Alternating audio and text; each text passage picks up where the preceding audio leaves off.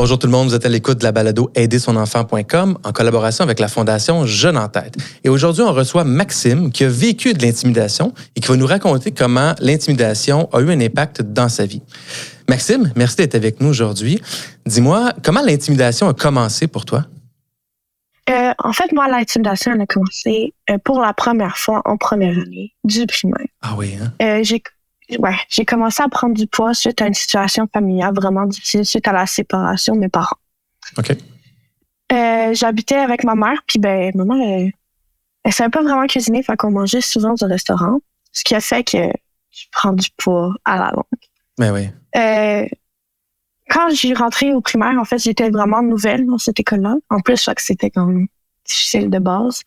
J'ai commencé à recevoir des commentaires genre « Ah, est-ce que la madame est enceinte? » ou « la grosse, elle n'a pas d'âme. » Et tu avais 6 ou 7 ans, là?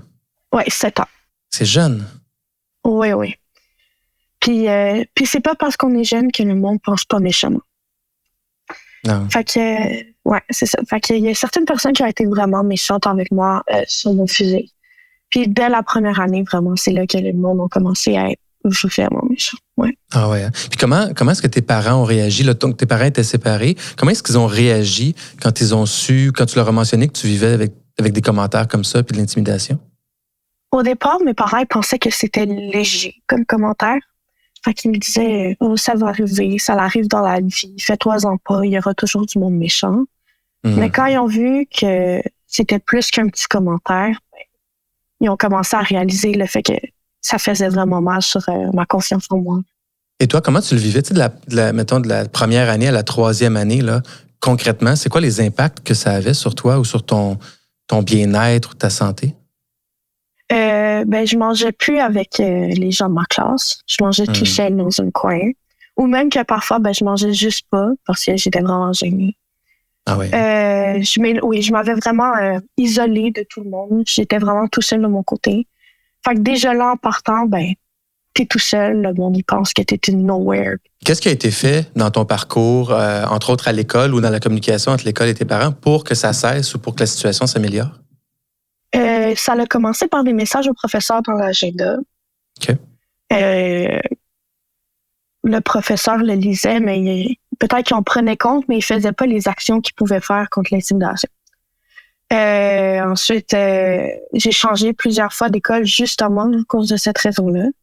Ah oui, hein? Oui. Spécifiquement pour cette raison-là, tu as changé d'école? Ouais. En quelle année tu as changé d'école? De ma 4e année. 4e année, OK.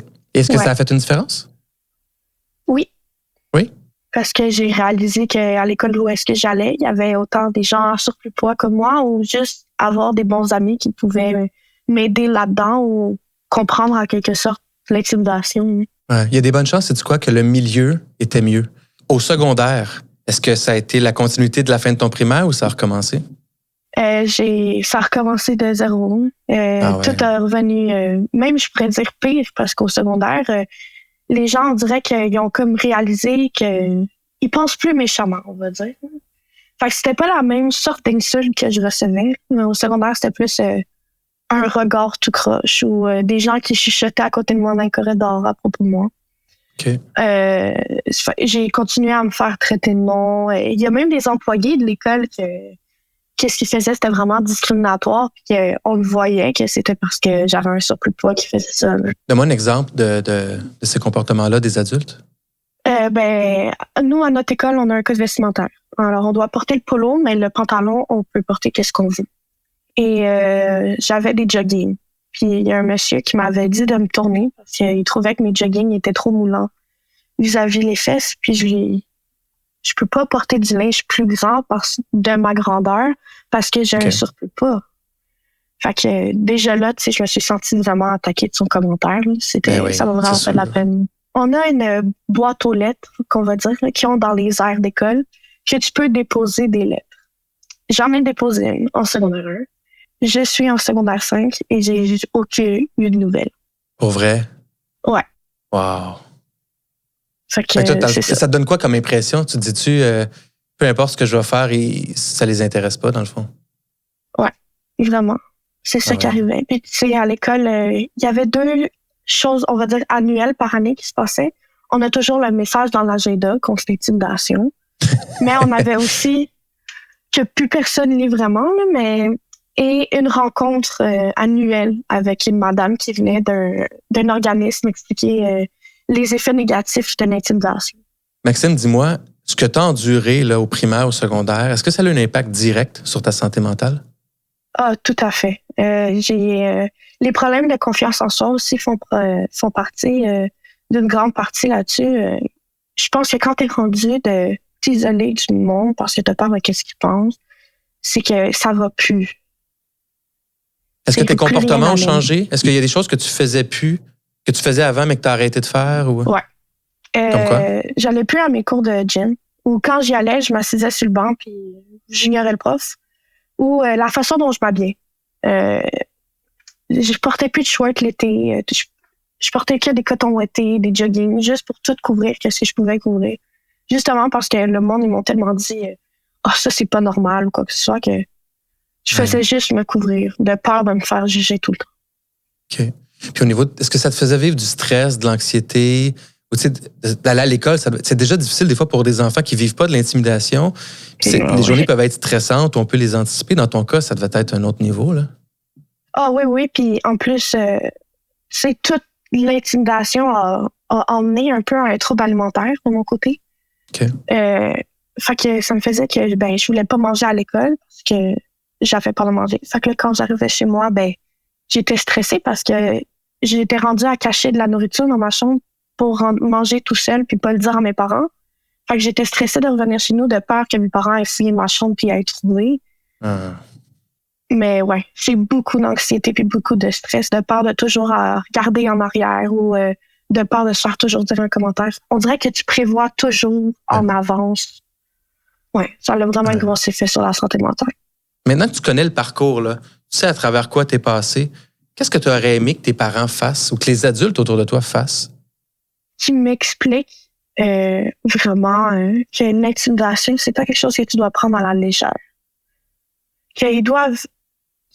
Je pense que c'est pas juste mes parents, mais tout parent dans la vie doit informer son enfant que l'intimidation, c'est tolérance zéro. Si tu vois aussi quelqu'un qui se fait intimider, tu peux dénoncer, tu peux en parler.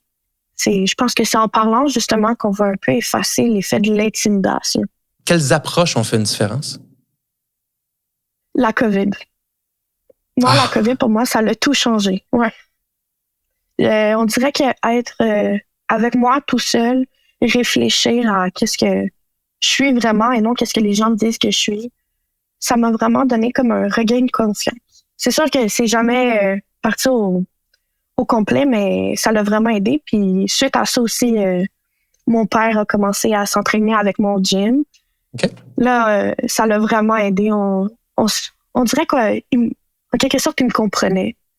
Fait que j'avais quelqu'un qui comprenait ma situation, puis en même temps, on avait du fun à aller s'entraîner. On s'encourageait à y aller aussi les deux. Fait que le gym, ça a vraiment fait une grosse différence pour moi aussi. Ah, bravo, je suis content que la COVID ait pu avoir un aspect tellement positif pour toi, te reconnecter aussi, je comprends, avec tes proches, puis de créer des liens puis des activités qui vous font du bien. Merci énormément, Maxime, pour ce partage. Je trouve que tu es un bel exemple d'une belle personne qui est persévérante puis qui enfin semble connaître la vraie valeur de ce que c'est des belles relations aussi. Parce que quand on passe à travers tout ça au primaire, je pense qu'on comprend pas bien c'est quoi une belle relation avec les autres. Puis là, tu commences à le découvrir, puis je te souhaite que du bien. Merci beaucoup. Merci à toi, Maxime. Dans le prochain bloc, on va aller voir aussi le rôle des parents pour les enfants qui vivent l'intimidation.